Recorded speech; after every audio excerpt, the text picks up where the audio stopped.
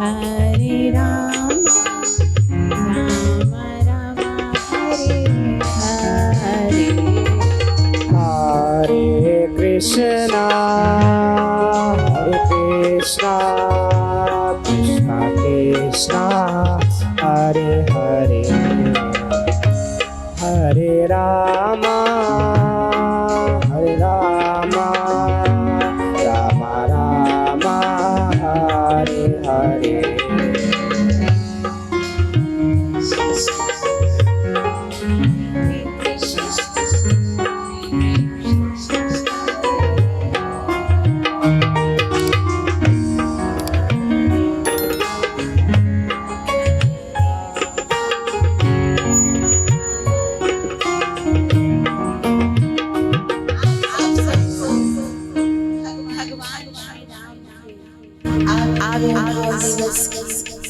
हृदय की गहराई से बहुत बहुत बधाई।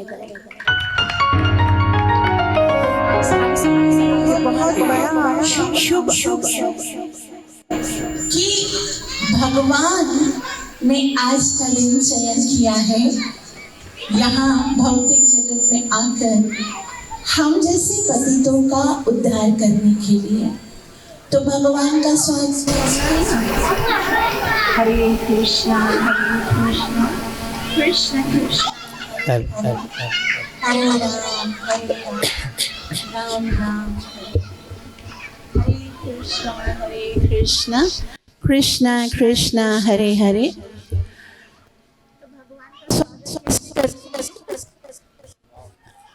जब भी देवता भगवान प्रकट होते हैं तो भगवान का गुणगान करते हैं, भगवान की जयकार करते हैं। आज भी भगवान यहाँ पर आए हैं। आप सब भी भगवान के पवित्र नाम का जप करके भगवान के अभिनंदन के लिए आप सब तैयार होइए। प्रेम से बोलिए श्री राम जय जय राम।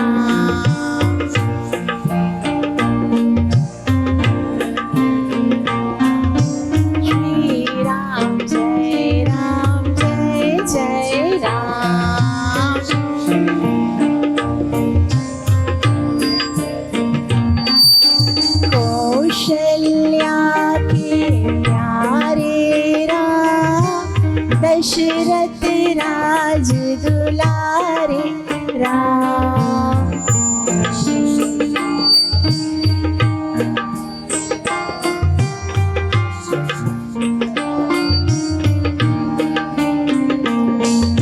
श्री राम जय जय राम।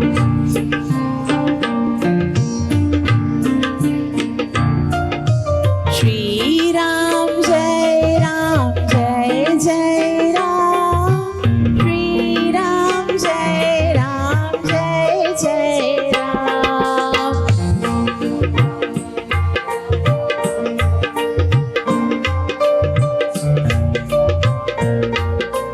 सब बोलिए श्री राम जय जय राम।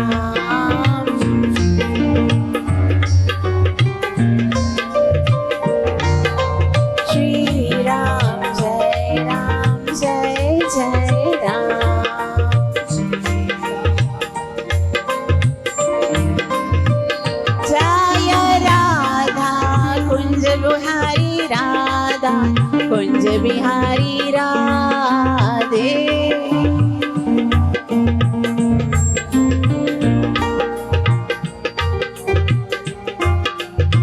जय राधा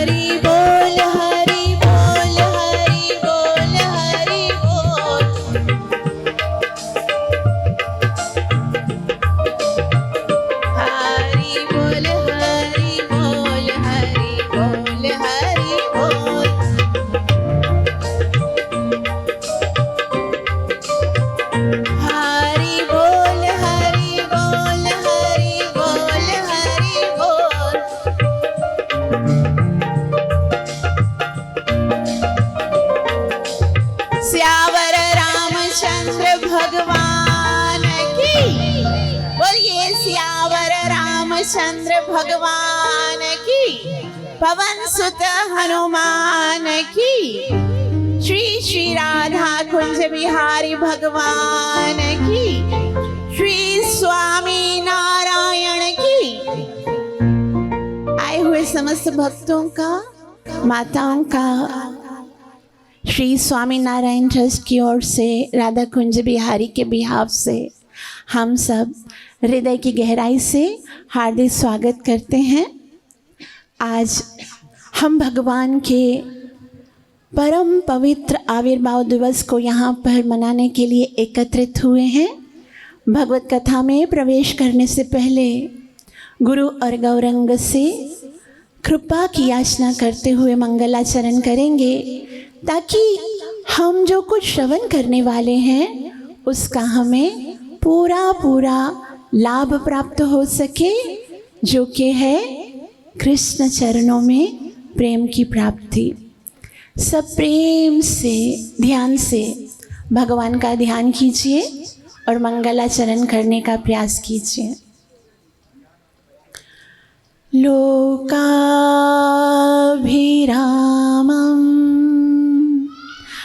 रणरङ्गधीरं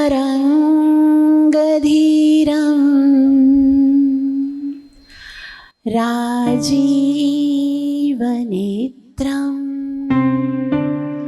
रघुवंशनाथं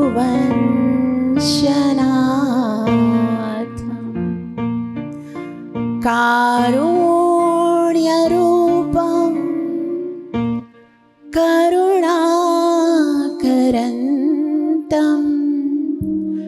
श्रीरामचन्द्रं शरणं प्रपद्ये। सिया राममयी सब जग जानी, करहूँ प्रणाम जोर जुग पाणी। जनक सुता जग जननी जानकी, अतिशय प्रिय करुणा निधान की। ताके युग पद कमल मनाओ, तासु कृपा निर्मल मति पाओ। श्री गुरु चरण सरोज रज, निज मन मुकुर सुधार। वरणो रघुवर विमल जसु, जो दायक फल चार। सियावर रामचंद्र की जय। आज एक बहुत ही सुंदर बात जो मुझे आपसे कहनी है, वो ये है कि भगवान के आविर्भाव दिवस को, भगवान के इस भौतिक जगत में आने के इस दिन को हम सब मना तो रहे हैं, लेकिन कभी ये सोचा है कि भगवान इस भौतिक जगत में आते क्यों हैं?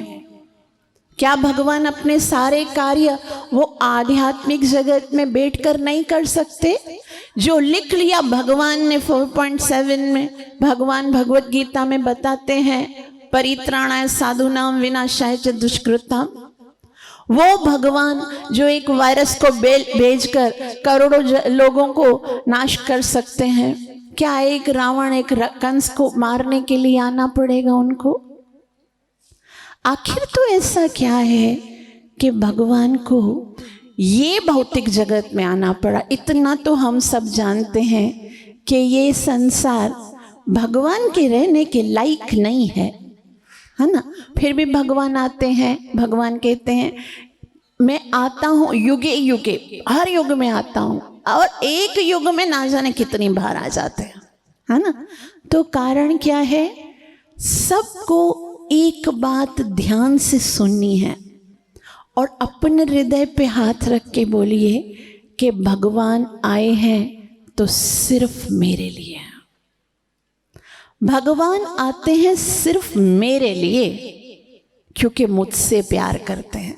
बाकी सारे काम तो उधर बैठ के कर सकते हैं, लेकिन ऐसा कभी होता है ना, कोई बहुत बड़ा कुंभ का मेला हो जिसमें एक राजा जाए अपने छोटे से पुत्र को लेकर और फिर वो पुत्र उस मेले में खो जाए, कोई नहीं जानता उसे, वो रो रहा है। हरे कृष्ण।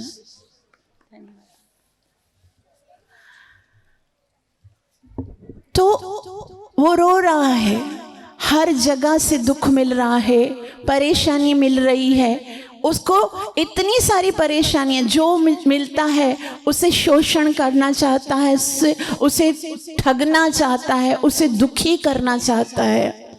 और जब उसके पिता को पता चलता है कि मेरा संतान बहुत दुखी है और माया उसे बहुत ठग रही है, बार बार दुखी कर रही है, बार बार अलग अलग योनियों में भेज रही है, तो मेरा बच्चा बहुत दुखी है।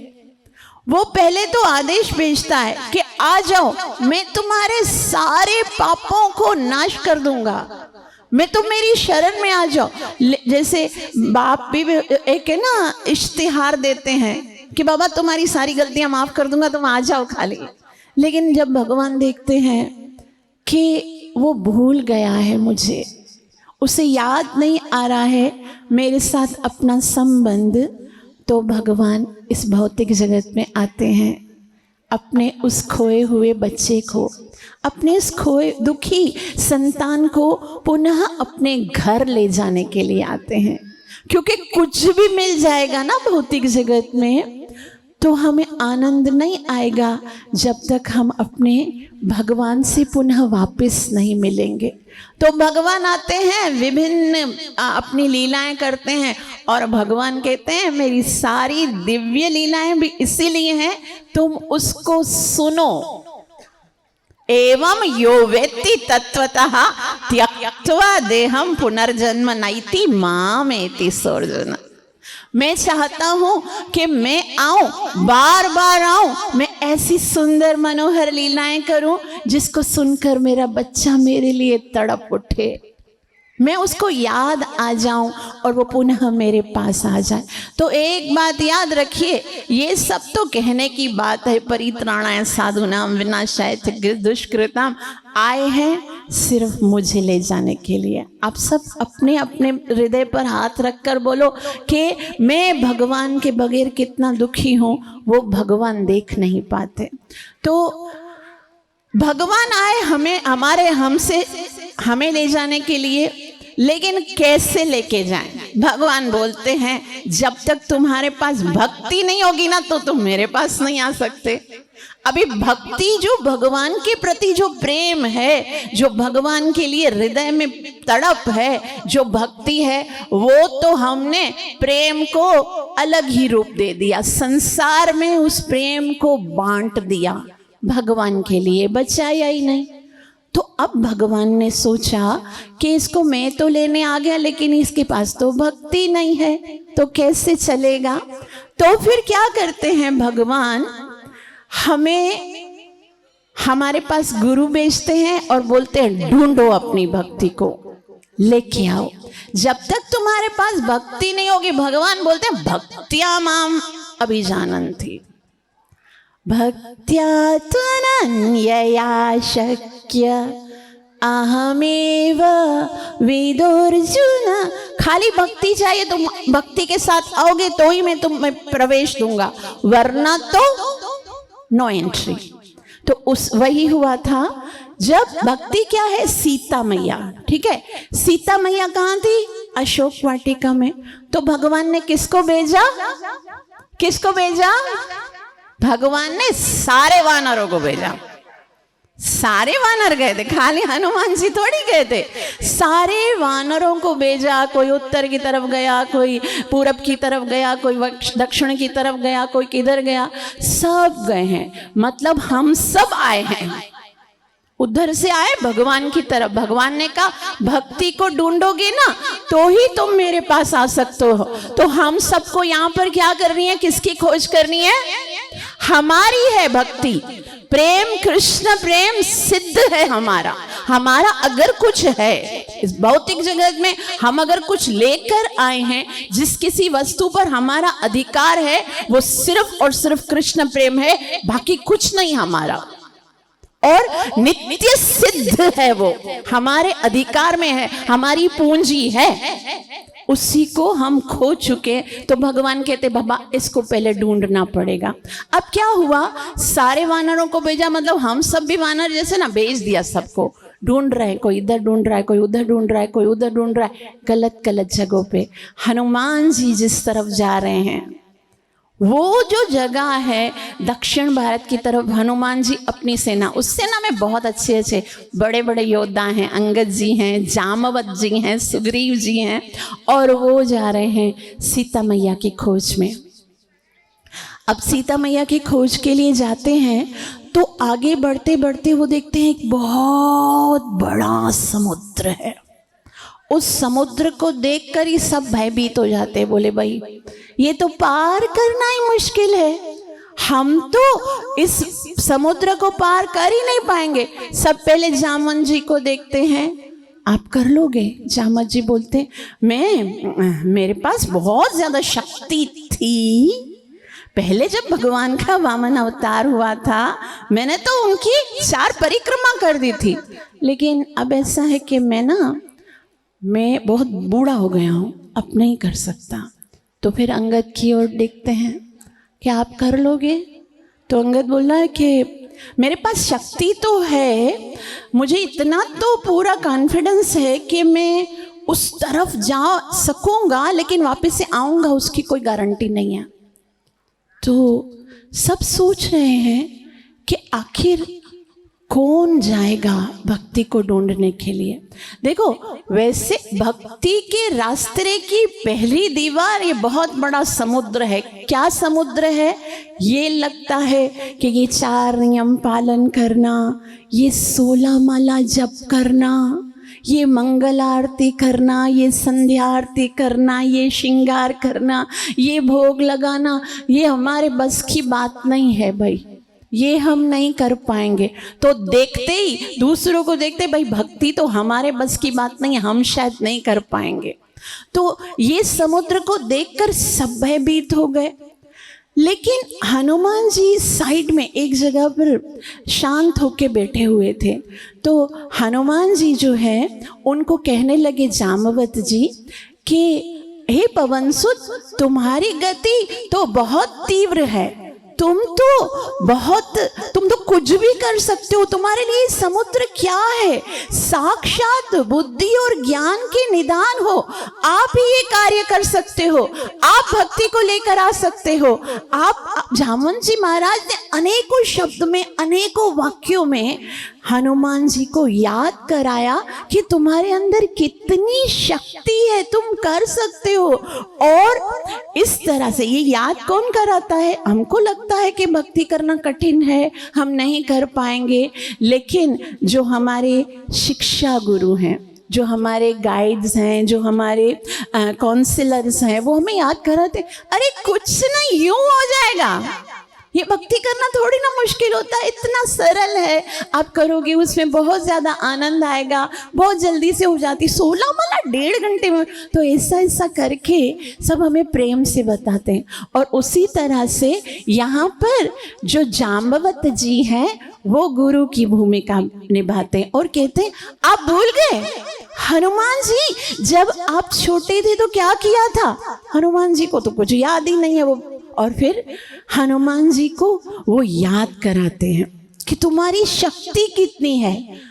वो कहते हैं भाल समय रवि भक्षी लियो तब, तीनों लोक भयो उजियारो, देवन आन करी बिनती, देवन आन करी बिनती, तब छाड़ दियो रवि कष्ट मिटायो, को नहीं जानत है तुमको कपि संकट मोचन नाम तिहारो। तुम तो संकट मोचन नाम लेकर आए हो, छोड़ने दे तो सूर्य देव को फल समझकर खा दिया, पूरे संसार में अंधकार हो गया, देवता त्राही त्राही कर उठे और उन्होंने आपको विनती की, तब जाकर आपने सूर्य देव को मुक्ति की। आप ये समुद्र कैसे नहीं पार कर सकते हो?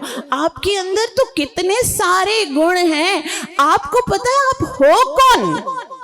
आप तो जन्म ही आपका हुआ है राम की सेवा करने के लिए। राम के सेवक राम दुहाई, राम के सेवक राम दुहाई, राम पे आई विपत्ति को टारो। वो कहते हैं आप अगर नहीं तारोगे, आपने तो जन्म ही लिया है। क्यों जन्म लिया है?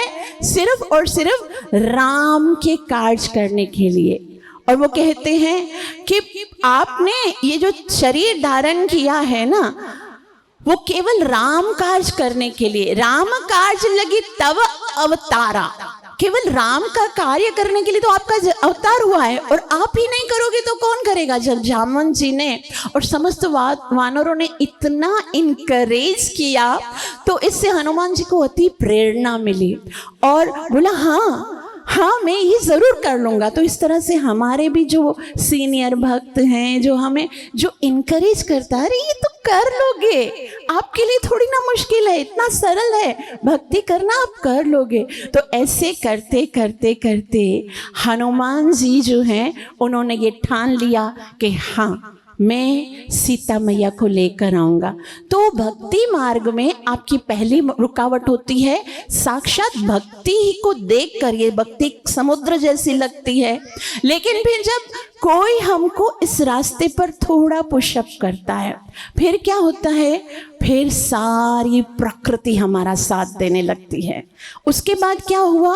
हनुमान जी ने फौरन से जोरदार आवाज में जंप लगा के बोला जय श्री राम, और जय श्री राम कह के हनुमान जी महेंद्र पर्वत पे आए। और महेंद्र पर्वत पे जैसे ही वो पहुंचे हैं, और उस समय क्या होता है? हनुमान जी अपना पूरा प्रयास करते हैं, एक पैर को आगे रखते हैं, हाथी पर अपने दोनों हाथों को ऐसे जोड़कर जैसे ही झुकते हैं और इतना प्रेशर देते हैं उस पर्वत पर कि वो पर्वत जो है वो पूरा समुद्र के अंदर धंस जाता है। और फिर समुद्र के अंदर नीचे जितने खनिज होते हैं वो सब बाहर निकलने लगते हैं, जितने वृक्ष होते हैं वो सब अंदर चले जाते हैं, वृक्षों के अंदर जो पत्ते होते हैं, फल फूल होते हैं, वो सब ऊपर चले जाते हैं और ऊपर से इससे वर्षा होने लगती है। ये सब क्या है पता है? ये आप ये मत सोचो कि हनुमान जी जा रहे हैं। आप सब जो भक्ति के मार्ग पर निकले हो ना, उनके साथ ये चमत्कार और ये सारे ऑब्स्टिकल आने वाले हैं। तो ये सब क्या है? जब आप भक्ति मार्ग पर पहला कदम रखते हो ना, जिस समय हनुमान जी महेंद्र पर्वत पे चढ़े हैं और ये ठाना है कि मैं भक्ति महारानी सीता मैया को ढूंढ के आऊँगा, उसी समय तो सीता मैया आ गई समझो। बाकी तो खाली प्रोसीजर करना। आपने जिस समय पहली बार भगवान का नाम लिया था, पहली बार जब भगवान के सामने आप नतमस्तक हुए थे, जब पहली बार आपने प्रेम से कहा था हरे कृष्णा कृष्ण कृष्ण हरे हरे, हरे राम राम राम हरे हरे, उसी समय ये डिसाइड हो गया था कि अब आप भगवान तक जरूर पहुंचोगे। भक्ति महारानी ने की शरण ले ली थी आपने। और उस समय क्या होता है? सारी प्रकृति हमारा साथ देने लगती है। 5 भूत जो है, 5 एलिमेंट जो है, पृथ्वी जैसे ये पृथ्वी है, वो सारी तरह से हमारी सहायता करने लगती है। हवाएं सपोर्ट करने लगती हैं हनुमान जी को। समुद्र जो है वो स्वयं उनकी सहायता करने के लिए वहां पर मैनाक पर्वत को बोलते हैं आप उनको रेस्ट करने के लिए थोड़ी जगह दो। और ये पक्षी आकाश जो है वो सारे आकाश साफ हो जाता है ताकि हनुमान जी आसानी से वहां से गुजर। तो आपको सिर्फ थोड़ा प्रयास करना है। जब हम भक्ति मार्ग पर पहला कदम उठाते हैं तो ठाकुर जी 1000 कदम लेकर आगे आते हैं। हमको सिर्फ थोड़ा सा प्रयास करना है। जैसे हनुमान जी ने बस एक बार नाम ही तो लिया, है ना। और जानते हैं आप, ये सागर को पार करने के लिए जब राम जी जब आए थे तो उन्होंने सोचा ही नहीं कि मैं तो राम हूँ, मुझे तो ये सागर क्या करेगा, मैं तो फौरन से पार कर जाऊंगा। वो सोचने लगे कैसे पार होगा। पहले तो है ना वरुण जी को प्रार्थना करते हैं, फिर रामेश्वर की स्थापना करते हैं। अरे भगवान स्वयं भी जिस सागर को बगैर सेतु के पार नहीं कर सके, है ना, जिस सागर को पार कर सके ना साक्षात श्री राम, उसको तो केवल हनुमान ने राम का नाम लेकर पार कर दिया। तो आगे क्या होता है, बस हनुमान जी ने छलांग लगाई और सोचा बस इतना दूर तो है, सामने तो है, मैं इस समुद्र को फटाफट से लांग जाऊंगा और जाऊंगा, सीता मैया को लेके जाऊंगा और राम नाम के पंख लगाकर हनुमत भरे उड़ान।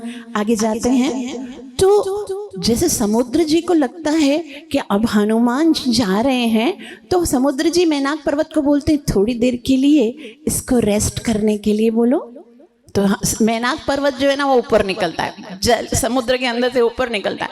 हनुमान जी तो ऐसे उड़ते हुए जा रहे हैं, ऐसे टक्कर होती है और मैनाक जी को बोलते हैं आप कौन हैं? बोले मैं मैनाक हूँ और क्योंकि पवन देव ने मेरी सहायता की थी इसलिए मैं आपकी सहायता करने के लिए आया हूँ। आप मेरे ऊपर रेस्ट कीजिए, विश्राम कीजिए, कुछ फल फूल खाइए, आनंद कीजिए, फिर जाइए। तब हनुमान जी कहते हैं नहीं, मैं ऐसे नहीं कर सकता, क्योंकि मैं बहुत ही आवश्यक कार्य के लिए, महत्वपूर्ण कार्य के लिए जा रहा हूँ ना, तो राम काज बिना नहीं विश्रामा। तो आप भी जब भक्ति मार्ग पे जाओगे ना तो पहले मैनाक पर्वत आएगा, बोलेगा बैठो रेस्ट करो। वो क्या है? वो ये है कि सब लोग सम्मान करना शुरू कर देंगे, कोई मान करेगा, कोई सम्मान करेगा, कोई बोलेगा आप जैसा तो कोई प्रचारक ही नहीं है, कोई हाथ जोड़ेगा तो कोई पैर पड़ेगा, तो कोई फूलों की माला पहनाएगा, सब लोग आदर सम्मान करेंगे। लेकिन भक्ति में सदैव तीव्रता होनी चाहिए। हनुमान जी इस ऑब्स्टिकल को कैसे पार करते हैं? उनका सम्मान करते हैं, उनको हाथ जोड़ते हैं और कहते हैं मेरी मंजिल बहुत दूर है, मुझे भगवान श्री राम की प्रिया को लेकर आना है। तो हमको हमेशा याद रखना चाहिए कि हमें कहीं विश्राम नहीं करना चाहिए। भक्ति में जैसे ही सीनियर होते हैं तो हमको लगता है बस अभी हो गया ना, इतने सालों से नाम जप कर रहे हैं, हो गया, अभी ज़रूरी थोड़ी है रोज़ाना मंगल आरती पर उठा जाए रोज़ाना, लेकिन उत्साह के साथ आगे बढ़ना है। ये हमें हनुमान जी से पहली शिक्षा लेनी है। और जैसे ही आगे जाते हैं उसके बाद एक आगे जाते हैं जैसे हनुमान, तो एक सुरसा नाम की राक्षसी प्रकट होती है। सुरसा कौन है? ये सांपों की माता है। ये सांप जो, और सांपों की माता इतनी निर्दयी होती है कि जन्म लेते ही अपने संतान को भी खा जाती है। तो क्या होते हैं, वो सुरसा हनुमान जी के रास्ते को रोक के खड़ी हो जाती है। हनुमान जी बोलते हैं आप मुझे जाने दीजिए ना। तो हनुमान जी बोलते हैं मुझे जाने दो। वो बोलते नहीं मैं तुम्हें जाने नहीं दूंगी। हनुमान बोलते हैं अब इससे क्या मुंह लगना। हनुमान जी इस तरफ जाते हैं तो वो इस तरफ मुंह खोल देती है, वापस से वो इस तरफ जाते हैं तो इस तरफ मुंह खोलती है। हनुमान जी ऊपर जाते हैं तो वो इतना बड़ा मुंह खोलती है। हनुमान जी आपको आखिर है क्या, मुझे जाने दो, मैं बहुत जरूरी काम से जा रहा हूँ। तो वो बोलती देखो मेरी बात सुनो, मैं सुरसा हूँ। तो बोला मैं क्या करूं? बोला मुझे वरदान मिला है, ब्रह्मा जी ने मुझे वरदान दिया है कि जो भी इस रास्ते से जाएगा पहले मेरे मुख में जाएगा, तुम्हें मेरे मुख में आना पड़ेगा। तो हनुमान जी कहते आपके मुख में? आपका तो इतना छोटा मुख है, मैं तो देखो कितना बड़ा हूं, मैं आपके मुख में पूरा ही नहीं आऊंगा। बोला इतना छोटा मुख नहीं है, मैं बहुत बड़ा कर सकती हूँ। तो वो क्या करती है, अपने मुख को 10 योजन बड़ा कर देती है। फिर हनुमान जी क्या करते हैं, अपने आप को 20 योजन का कर देते हैं। वो 30 का बनाती है, हनुमान जी 40 का हो जाते हैं। वो 50 का बनाते हैं, हनुमान जी 60 का हो जाते हैं। वो अपने मुख को 100 योजन तक बड़ा बना देती है। फिर क्या होता है, हनुमान जी अपने आप को एकदम छोटा सा बनाते हैं और छोटा सा बना के उसके मुख में जाते हैं और फिर भाग के वापस आ जाते हैं। फिर बोलते हैं, हेलो, मैं आपके मुख से होकर आ गया। ब्रह्मा जी ने तो ये वरदान दिया था ना कि जो रास्ते से जाएगा आपके मुख में जाएगा। ये तो नहीं बोला था कि मुख में जाएगा फिर आप उसको चबाओगी फिर वो आपके पेट के अंदर जाएगा। ऐसा तो कुछ नहीं हुआ था। मैंने ब्रह्मा जी के आदेश का पालन किया, अब आप मुझे जाने दीजिए। तो याद रखिए, जब आप भी भक्ति के मार्ग पे आगे उड़ोगे ना, तो ऐसी सुरसा आपके रास्ते में भी आएगी। ये सुरसा क्या है जानते हो? ये अहंकार और अभिमान का प्रतीक है। इस भौतिक जगत में ना, जब हम थोड़ा सा भी भक्ति में आगे बढ़ते हैं तो हमको सब छोटे लगते हैं। हमको लगता है भाई मैं तो इतने सालों से भक्ति कर रहा हूँ, मैं तो सीनियर हूँ, ये तो अब अभी आए हैं, इनको क्या खबर, ना तो इनको फिलॉसफी पता है ना इनको भक्ति करना आता है, सब गलत। शुरू में हम कितने अच्छे भगत होते हैं, हम सीखते हैं, सीखने के लिए आते हैं, प्रभु जी मुझे सिखाइए, माता जी मुझे बताइए ये कैसे करना है। और जब हमको आ जाता है ना, फिर हमको लगता है भाई मेरे से ज़्यादा एक्सपर्ट तो कोई है ही नहीं। फिर अहंकार आ जाता है, और अहंकार प्रेम का शत्रु होता है। जिसके मन में अहंकार होता है ना, वो कभी भी भक्ति मार्ग में आगे नहीं बढ़ सकता। भक्ति की नींव विनम्रता पे रखी जाती है। इसलिए हनुमान जी हमको सिखाते हैं कि कोई बहुत बड़ा बोले ना, मैं बड़ा मैं बड़ा मैं बड़ा, तो उसको बोले हाँ बाबा तू बड़ा, मैं तो छोटा हूँ, मैं तो अभी कुछ भी नहीं जानता हूँ, मुझे कुछ भी नहीं आता, पापी से पापी अधम से अधम जीव हूँ, आप कृपा करो। देखो एक रूल है, भौतिक जगत में जब आपको आगे बढ़ना होता है ना, तो आप दूसरों के सर पे पैर रख के आगे बढ़ते हो, और भक्ति के मार्ग पे जब आपको आगे बढ़ना है तो दूसरों के पैर पे सर रख के आगे बढ़ना है। जब तक हमारे अंदर विनम्रता नहीं है, जब तक हमारे अंदर विनय नहीं है, जब तक हमारे अंदर दूसरों का ह्यूमिलिटी नहीं है, हम्बलनेस नहीं है, तब तक सोचना नहीं भक्ति मार्ग में आगे जाएंगे। जिसके अंदर और जितना जितना ज्ञान होता है, हमको तो अहंकार होता है। गीता में भगवान कहते हैं 5.18 में, विद्या विनय संपन्न। विद्या से क्या आना चाहिए? विनय आना चाहिए, विनम्रता आनी चाहिए। तो दूसरा ऑब्स्टिकल आएगा अहंकार, और उसको आपको कैसे खत्म करना है? चैतन्य महाप्रभु कहते हैं तृणादपि सुनीचेन। वृक्ष का जो छोटा सा तिनका होता है ना, वो भी किसी को कष्ट देता है, लेकिन आपको उतना भी कष्ट नहीं देना, क्योंकि वो तिनका भी अगर किसी की आंख में लग गया तो। लेकिन भक्त का मतलब है जो किसी को कोई कष्ट ना दे। हमें हमेशा ये याद रखना है कि मेरी ओर से कोई दुखी ना हो, मैं आगे बढ़ूं, किसी को सबके साथ विनम्रता के साथ प्रेम के साथ आगे बढ़ना है। ये भक्ति का मार्ग जो है विनम्रता के नींव से आगे बढ़ता है। उसके बाद हनुमान जी उसको तो प्रणाम करके फिर से वापस आगे जाते हैं। राम नाम के पंख लगाकर हनुमत भरे उड़ान, हनुमत भरे उड़ान। तो उसके बाद क्या होता है, जैसे ही आगे जाते हैं तो सोचते हैं कि देखो मैं नीचे नीचे से जाता हूँ ना, तो कभी वे मेनक आ जाता है, कभी सुरसा आ जाती है, मैं ना ऊपर से जाता हूँ। तो संसार में ना ऊपर जो उड़ने वाले होते हैं ना, उनकी अलग अलग कैटेगरीज होते हैं। सबसे पहले गंधर्व उड़ते हैं, फिर किन्नर उड़ते हैं, फिर वानर उड़ते हैं, फिर सिद्ध उड़ते हैं, उससे आगे चारुण उड़ते हैं, उसके आगे गणेश और कार्तिकेय उड़ते हैं, और उससे आगे रुद्र जी उड़ते हैं। तो हनुमान जी ने सोचा मैं भी तो रुद्र ही हूँ, तो मैं अपनी गति से उड़ता हूँ। एकदम ऊपर से उड़ते हैं। अब ऊपर से उड़ रहे हैं तो अचानक से क्या होता है, वो उड़ने की कोशिश कर रहे हैं, ऐसे उड़ने की उड़ान भरते हैं, लेकिन उड़ ही नहीं पा रहे हैं। तो हनुमान जी सोचते हैं कहीं मुझे किसी ने बांध तो नहीं दिया, देख रहे हैं किसी ने बांधा भी नहीं है। वो फिर से कोशिश करते जय श्री राम, फिर भी उड़ते नहीं है।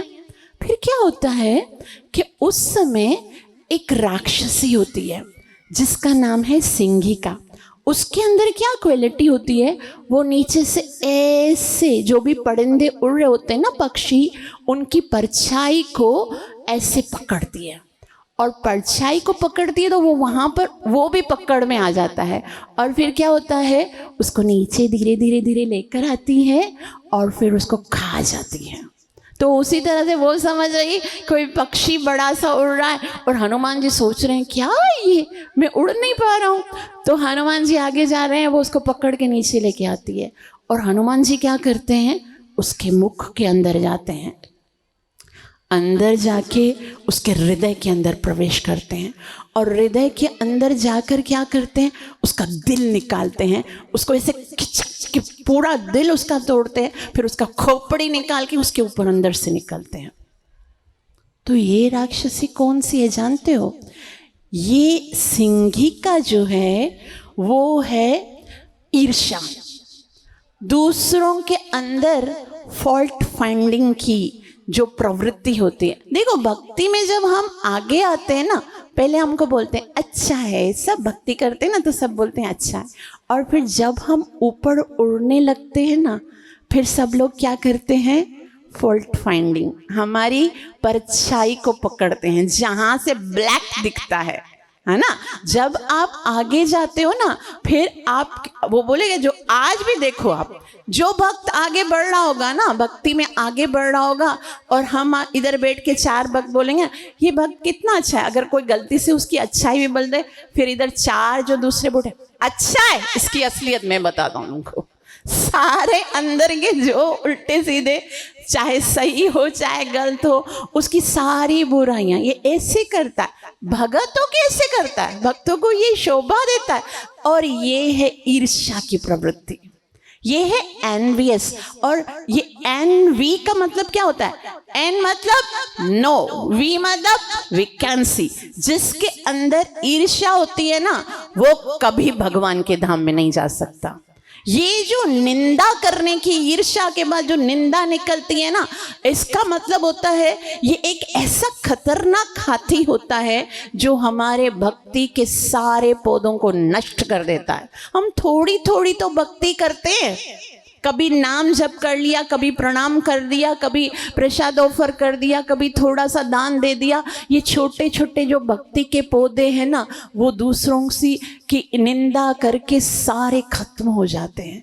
इसलिए भूल कर भी कभी किसी की निंदा मत करो। वो क्या कर रहा है, इसको जज करने का अधिकार भगवान ने आपको नहीं दिया है, और उसके साथ साथ वो क्या कर रहा है उसकी सजा भी भगवान आपको नहीं देंगे, उसका हिसाब किताब वो खुद करेगा।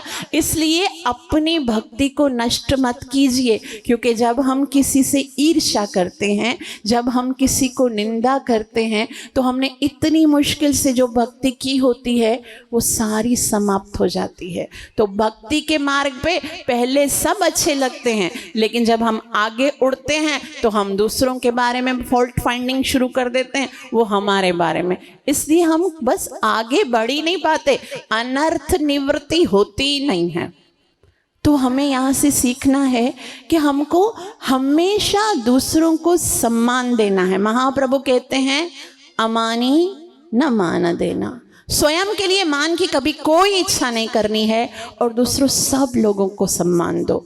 इसी से आप भगवान के धाम की ओर जा सकते हो। कीर्तनीय सदा हरि, तो इसी से होगा। इसलिए हमें हमेशा दूसरों को सम्मान करना है। कोई कुछ भी करता है, अब वो जाने, हम तो सीनियर नहीं हैं, हम तो गुरु नहीं हैं, तो हमें ये देखना है मुझसे कहाँ गलती होती है। भगवान श्री कृष्ण कहते हैं भगवत गीता में, ये ईर्ष्या का मतलब होता है अनसूया, है ना। भगवान कहते हैं इदम तुते गुह्यतमम प्रवक्ष्यामि अनसूयवे, तुम्हें इसलिए देता हूँ अर्जुन ये गुह्य ज्ञान क्योंकि तुम अनसूय हो। आपको पता है एक माता जी का नाम है अनसूया, है ना। जब भगवान श्री राम जब वन में जाते हैं तो एक माता है, उनका नाम है अनुसुईया, और उनके पतिदेव का नाम क्या है जानता है कोई? अनुसुईया माता जी के पति देव का नाम है अत्रि। अनुसुईया मतलब जिसके अंदर ईर्ष्या नहीं है, और अत्रि का मतलब होता है जो 3 गुणों से आगे निकले। तो जो अनुसुईया होते हैं, तो प्रोसीजर क्या है, अगर हम ईर्ष्या नहीं करते तो हम अनुसुईया बनते हैं, और जब अनुसुईया बनते हैं तो हमारा संबंध अत्रि से होता है। अत्रि के बाद क्या होता है, 3 गुणों से आगे भगवान कहते हैं कि मां शव्यो अभिचारेण, ऐसी अव्यभिचार भक्ति जब करते हैं तो भगवान को ढूंढने के लिए जाने नहीं पड़ता। आपको पता है भगवान अत्रि मुनि और अनुसुईया के घर पे कैसे आते हैं? सारे ऋषि मुनियों को बोलते हैं, आपको पता है अत्रि मुनि और अनुसुईया का घर कहाँ है, मुझे उनके घर जाना है। आपको पता है अत्रि मुनि और अनुसुईया का आश्रम कहाँ है? ऐसे पूछते पूछते जाते हैं। आपको भगवान को खोजने की आवश्यकता नहीं। भक्ति सिद्धांत सरस्वती गोस्वामी महाराज कहते हैं कि भगवान को खोजने का प्रयास मत करो, कुछ ऐसा करो कि भगवान स्वयं खोजते खोजते तुम्हारे पास आ जाए। तो भगवान दूर नहीं है, हमें बस अपने अंदर कुछ क्वालिटीज डेवलप करनी है, कुछ अपने अंदर सुधार लाना है। भगवान तो हमारे थे, हमारे हैं और हमारे ही रहेंगे। वो भला किधर जाएंगे, वो तो आखिर हमारे पास ही आएंगे। तो आगे इसके बाद जब भगवान हनुमान जी आगे जाते हैं, क्योंकि देखो ईर्ष्या के साथ आगे हनुमान जी ने मैनाक को सम्मान दिया, सुरसा को भी प्रणाम किया, लेकिन सिंहिका को मार डाला उसको, क्योंकि ईर्ष्या के साथ आगे बढ़ ही नहीं सकते। ईर्ष्या को तो समाप्त करना ही पड़ेगा। और उसके बाद आगे जाते हैं तो आगे उनको एक आवाज आने लगती है। अब देखो लंका के निकट आ गए हैं और एक आवाज आने लगती है, और ऐसी जोरदार आवाज आने लगती, मैं मर गया, मुझे बहुत दुख हो रहा है, मुझे बहुत कष्ट हो रहा है, कोई मुझे बचाए, कोई मुझे बचाए। तो उस तरफ उनको हनुमान जी देखते कि ये रो कौन रहा है, इतना शोर कहाँ से आ रहा है। तो देखते हैं एक व्यक्ति है जिसका मुंह दीवार की तरफ है और वो टंगा हुआ है, उसको कोई मारे जा रहा है। तो वो कौन था? वो शनिदेव था। शनिदेव को जानते हैं आप? ऐसा बताया जाता है कि जिसकी दृष्टि जो है, शनि की दृष्टि जिसके पर पड़ जाती है तो उसके जीवन में कष्ट आते हैं। तो ये रावण इतना चालाक था कि उसने शनिदेव को उल्टा टांग के रखा था कि मेरे ऊपर कभी इसकी दृष्टि नहीं आए, और वो इतना दुखी था, वहां पर उसको मार पड़ रही थी। तो यहाँ पर ये बताया जा रहा है कि देखो अब ये शनिदेव जो है वो हरि भक्ति में बाधा नहीं है, क्योंकि जैसे ही हनुमान जी ने उनको प्रणाम किया और बोला कि अब मैं आपको यहाँ से मुक्त कर दूँ, बोला नहीं नहीं, मुझे तो रावण ने कैद किया है, रावण बहुत खतरनाक। बोला आपको फिक्र करने की ज़रूरत नहीं, मैं रावण को देख लूँगा, आप आज़ाद हो। तो याद रखिए, जो भगवान का नाम लेते हैं ना, उनको शनि कभी भी पीड़ित नहीं करते हैं। जो भगवान का नाम नहीं लेते ना, वो ही दुखी होते हैं। इसलिए हमको हमेशा भगवान के पवित्र नाम के साथ जाना चाहिए। तो देखो भगवान का नाम, भगवान तो बड़े हैं ही, लेकिन भगवान का नाम भगवान से भी ज्यादा बड़ा है। वैसे तो अभिन्नत्व नाम नामिनो, नाम और नामी में कोई तुलना नहीं है, लेकिन फिर भी अगर कहा जाए लीला के अनुसार, तो राम तो आए थे त्रेता युग में, जिन भक्तों का उद्धार किया उस समय किया, लेकिन भगवान का नाम कितना पवित्र है कि त्रेता युग में भगवान के आने से पहले भी भक्तों का उद्धार करते थे। भगवान का नाम त्रेता युग में भी उद्धार किए, और फिर भगवान के जाने के बाद ये भगवान ने जब इस धराधाम से अपनी लीला समाप्त की, आज तक हमारे जैसे पतित लोग जो होते हैं वो क्या करते हैं? केवल भगवान का नाम ही ले रहे हैं और भगवान को प्राप्त कर रहे हैं। भगवान जब इस भौतिक जगत में त्रेता युग में आए थे, आप मुझे बताइए कि भगवान ने कितने पत्थरों से अहल्या को प्रकट किया? जब जा रहे थे तो कितनी अहल्या अपने स्वरूप को प्राप्त हुई? एक ही है ना, एक ही अहल्या है ना, जिसके पत्थर के ऊपर भगवान ने पैर रखा और अहल्या को अपना स्वरूप प्राप्त हुआ। लेकिन भगवान जब गए होंगे तो कितने सारे पत्थरों पे पैर रखा होगा ना, वो सब तो अपने स्वरूप को प्राप्त नहीं हुई। लेकिन भगवान का नाम, हम जैसे पत्थर हृदय जो कि अपने स्वरूप को भूल गए ना, हमें थोड़ी याद है हमारा स्वरूप क्या है, जीवेर स्वरूप है कृष्ण नित्य दास, हम भूल गए हैं। और जैसे ही हम नाम लेते हैं हरे कृष्ण कृष्ण कृष्ण हरे हरे, हरे राम राम, जैसे ही नाम मुख से निकलता है हमें धीरे धीरे धीरे अपने स्वरूप को याद कर पाते हैं। और इस तरह से कितने भक्तों ने अपने स्वरूप को प्राप्त किया केवल नाम लेकर, है ना। उसके आगे अगर हम जाएं तो भगवान श्री राम ने सीता मैया को प्राप्त करने के लिए कितने धनुष को तोड़ा, एक धनुष को तोड़ा और सीता मैया की प्राप्ति हो गई। लेकिन भगवान का जो पवित्र नाम है, धनुष जो है वो अहंकार का प्रतीक है। आप देखिए कितने लोग हैं जो अहंकार से मदमस्त होते हैं, और जैसे ही भगवान का नाम लेते लेते लेते उनका अहंकार भरा हृदय इतना सॉफ्ट हो जाता है कि भगवान क्या बोलते हैं कि भक्तों के उस सॉफ्ट हृदय को छुड़ाने के लिए भगवान आते हैं। इतना नरम दिल हो जाता है कि वो किसी का कोई अहित नहीं करते, किसी के साथ किसी को दुखी नहीं करते, और ऐसे हो जाते हैं। पहले क्या होता है, पर सुखे दुखी, दूसरों को सुखी देखकर हम दुखी होते हैं, और बाद में वैष्णव जन तो ताहे कहिए जे पीड़ पराई जाने है। तो वही नाम जो है वो भगवान का कितने कितने चमत्कार कर रहा है ना। एक बारी क्या हुआ कि जब समुद्र मंथन हो रहा था, समुद्र मंथन में सबसे पहले तो क्या निकला, विष निकला। कोई विष पीना चाहता है? कोई नहीं पीना चाहता। यहां से भी देवता खड़े, वहां से दानव खड़े, सब में से कोई विष नहीं पीना चाहता।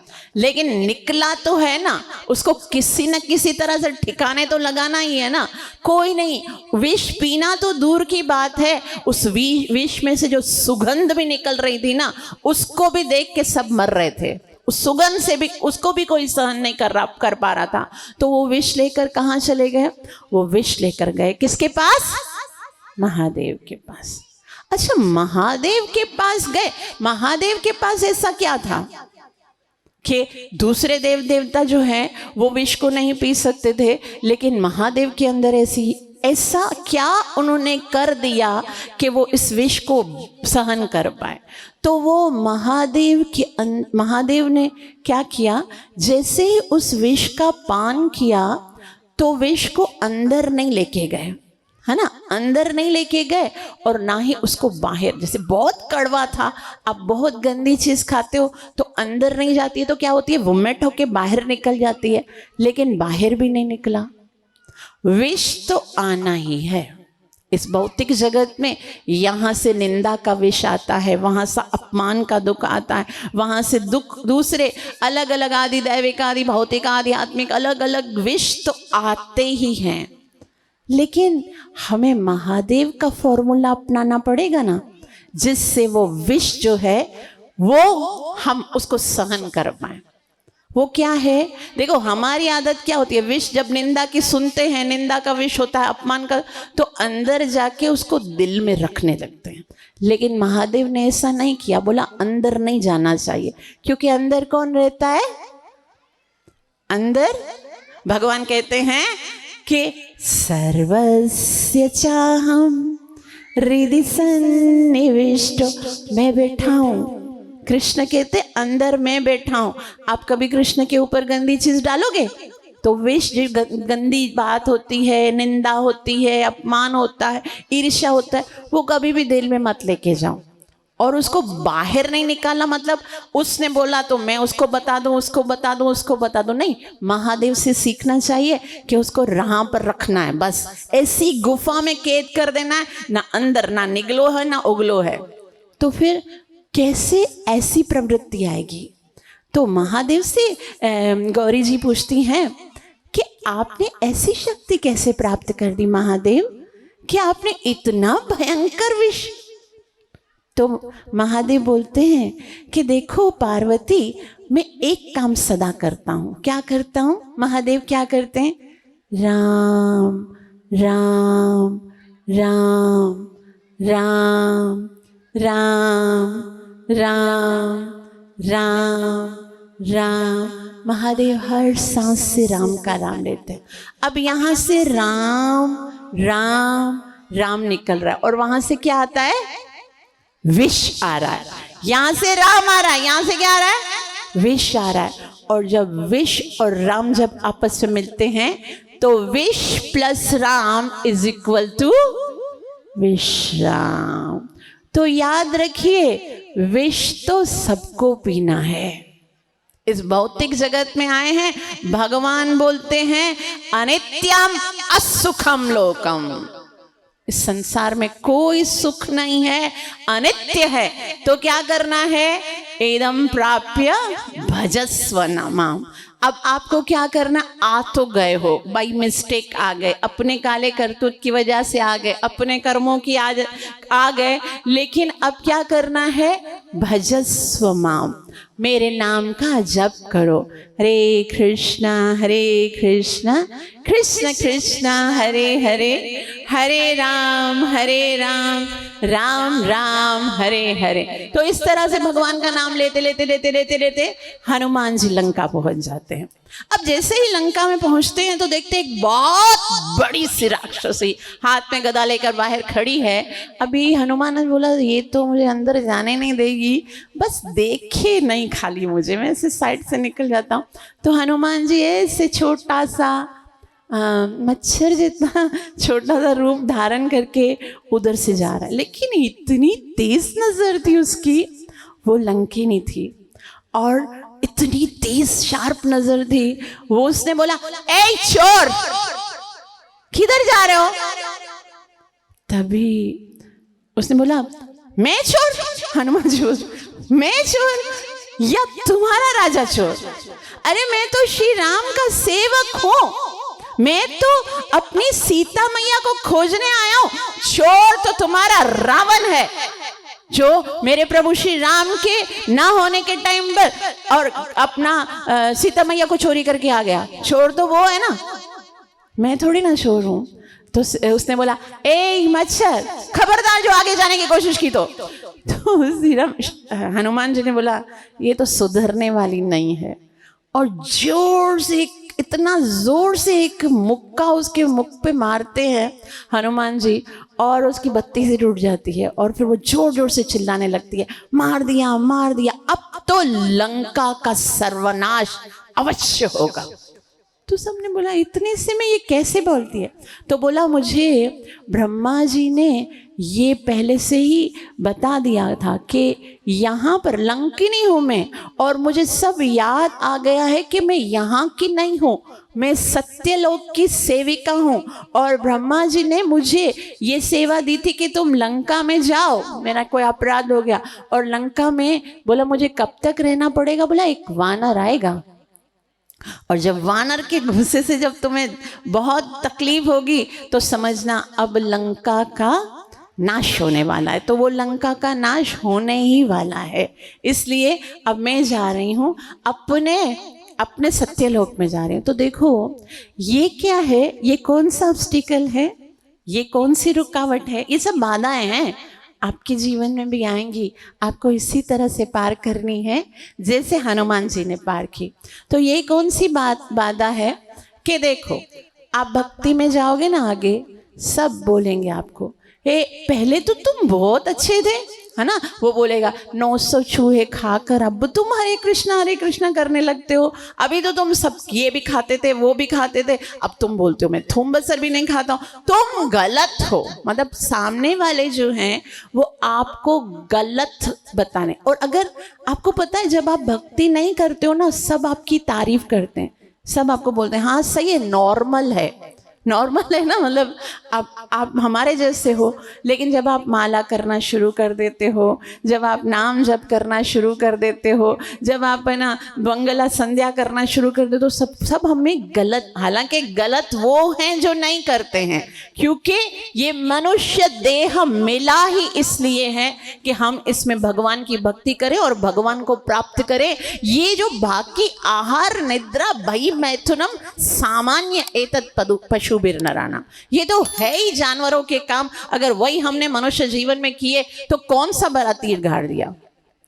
मनुष्य जीवन तो मिला ही भक्ति के लिए, लेकिन सब जब हम भक्ति करने जाते हैं ना, तो सब हमारे अपने, हमारे माता पिता, हमारा फ्रेंड सर्कल, हमारे रिलेटिव बोलते हैं ये तो किसी काम की नहीं है, अब किसी काम की नहीं है, ये गलत कर रही है, इसे थोड़ी करना चाहिए, अपने फ्यूचर को देखना चाहिए, अपने लाइफ स्टाइल को देखना चाहिए।